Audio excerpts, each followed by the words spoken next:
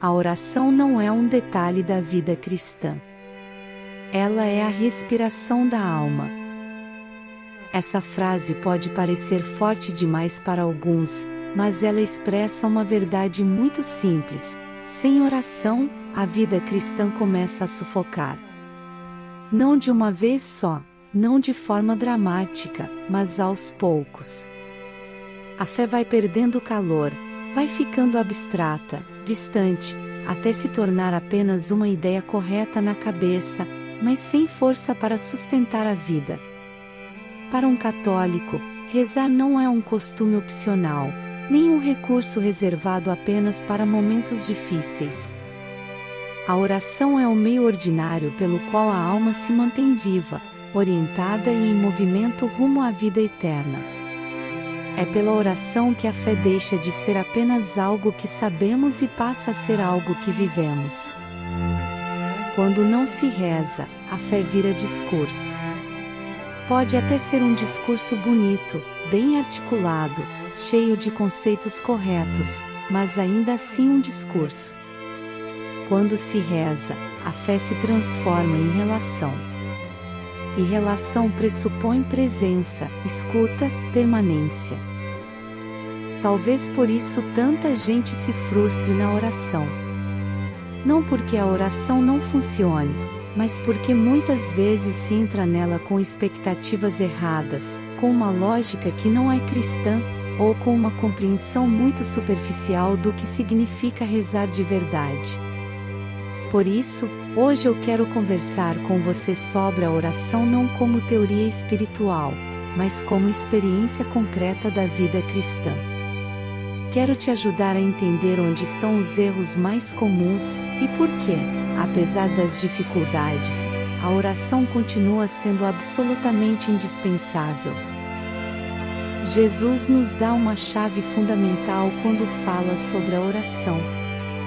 Ele diz que o Pai já sabe do que precisamos antes mesmo de pedirmos. Isso muda as coisas. Se Deus já sabe, então a oração não pode ser entendida como uma tentativa de informar Deus sobre nossas necessidades, nem como um esforço para convencê-lo a fazer algo que ele não quer. Nós não rezamos para dobrar a vontade de Deus à nossa. Rezar não é negociar, nem pressionar, nem barganhar. Rezar é, antes de tudo, permitir que a nossa vontade seja lentamente conformada à vontade dele. Aqui está um ponto que incomoda muita gente, mas que é central para a fé cristã.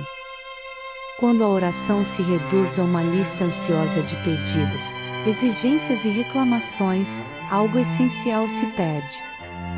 Não porque pedir seja errado. Pedir é humano, legítimo e necessário.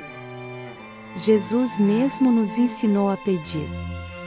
Mas o problema surge quando o pedido se torna o centro absoluto da oração. O coração da oração cristã não é que se faça o que eu quero, mas seja feita a vossa vontade. Isso não é resignação passiva, nem fatalismo. É confiança. É reconhecer que Deus vê mais longe, entende melhor e ama mais profundamente do que nós. Rezar bem começa por uma atitude interior muito específica: humildade e entrega. Humildade para reconhecer que não sabemos tudo. Entrega para confiar que Deus age mesmo quando não entendemos o caminho. Outro ponto que costuma gerar muita confusão é a relação entre oração e sentimento. Existe uma ideia muito difundida de que só estamos rezando bem quando sentimos algo. Paz, consolo, emoção, fervor. Quando isso acontece, a pessoa sai da oração animada. Quando não acontece, ela conclui que rezou mal ou que Deus está distante. Mas isso não corresponde à realidade da oração cristã. A oração não depende do sentimento para ser verdadeira ou eficaz. Deus não se comunica conosco apenas no plano da emoção. Aliás, Se dependêssemos sempre de sentir algo, nossa vida espiritual seria extremamente instável. Na experiência concreta da fé, existem momentos de consolação, sim. Mas também existem períodos de aridez, cansaço, distração e até silêncio interior. E isso não significa ausência de Deus. Muitas vezes, significa amadurecimento. Rezar quando tudo flui é relativamente fácil. Rezar quando não se sente nada é um ato muito mais profundo de fidelidade. Perseverar na oração mesmo sem emoção, mesmo sem gosto, mesmo sem resposta imediata, é sinal de uma fé que está deixando de ser infantil. A oração madura não se apoia no que sentimos, mas na decisão de permanecer diante de Deus. É uma escolha diária de fidelidade, não uma busca constante por experiências sensíveis. Outro erro muito comum é achar que a oração deve ser sempre do nosso jeito.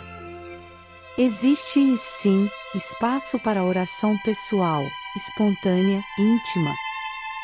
Falar com Deus com as próprias palavras é algo bom, necessário e querido por Ele. Deus se agrada de um coração que se abre com simplicidade. Mas isso não significa que possamos ignorar ou substituir a forma como a Igreja nos ensina a rezar. A fé cristã não é privada. Ela é eclesial. Nós não inventamos o cristianismo sozinhos, nem inventamos a oração do zero. Recebemos uma tradição viva que nos educa, nos forma e nos sustenta. Por isso, a Igreja nos oferece caminhos seguros de oração. O Pai Nosso não é apenas uma oração bonita, que é o modelo perfeito ensinado pelo próprio Cristo. Os Salmos não são textos antigos distantes, eles educam o coração humano a falar com Deus em todas as circunstâncias da vida. O terço não é repetição vazia, é contemplação da vida de Cristo com o coração de Maria. A liturgia, especialmente a missa, não é uma oração entre outras, é a oração mais alta da Igreja, onde o próprio Cristo age sacramentalmente. Essas formas de oração não engessam o cristão.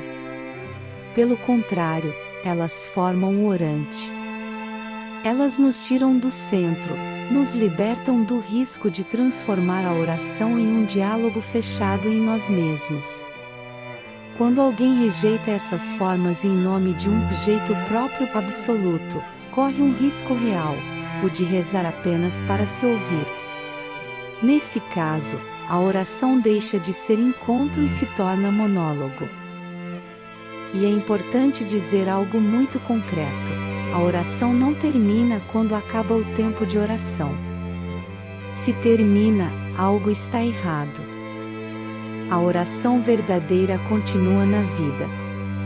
Ela se prolonga nas escolhas, nas reações, na forma como lidamos com os outros e com nós mesmos. A oração autêntica produz frutos. Não necessariamente sensações, mas virtudes. Ela gera mais caridade, mais paciência, mais domínio de si. Ela aumenta a capacidade de perdoar, de suportar, de discernir. Ela traz lucidez moral, ou seja, ajuda a enxergar a realidade com mais verdade. Se a pessoa reza muito, mas continua sempre a mesma, sempre impulsiva, sempre fechada, sempre agressiva ou sempre autocentrada, algo precisa ser revisto. Não porque Deus não esteja agindo, mas porque talvez a oração esteja sendo vivida de forma desconectada da vida concreta. A oração é um instrumento que nos mantém em movimento. Sem ela, o cristão deriva. Não necessariamente abandona a fé de uma vez, mas vai sendo levado pelas circunstâncias, pelas emoções, pelas opiniões do momento. Com a oração, mesmo em meio às tempestades, a direção permanece clara. É por isso que a imagem da respiração é tão precisa. Não se respira apenas quando falta ar. Respira-se o tempo todo. Da mesma forma, não se reza apenas quando há problemas. Reza-se para permanecer vivo espiritualmente. No fundo, tudo se resume a isso: o católico precisa rezar. Precisa perseverar, mesmo quando não sente nada. Precisa rezar em comunhão com a Igreja. Precisa rezar não para impor a própria vontade, mas para se conformar à vontade de Deus, que é boa, perfeita e agradável. A oração não é um acessório da fé. Ela é o pulmão da vida cristã. Se essa reflexão te ajudou a compreender melhor a oração cristã, permaneça aqui no canal. Que Deus nos conceda um coração fiel, perseverante e humilde na oração.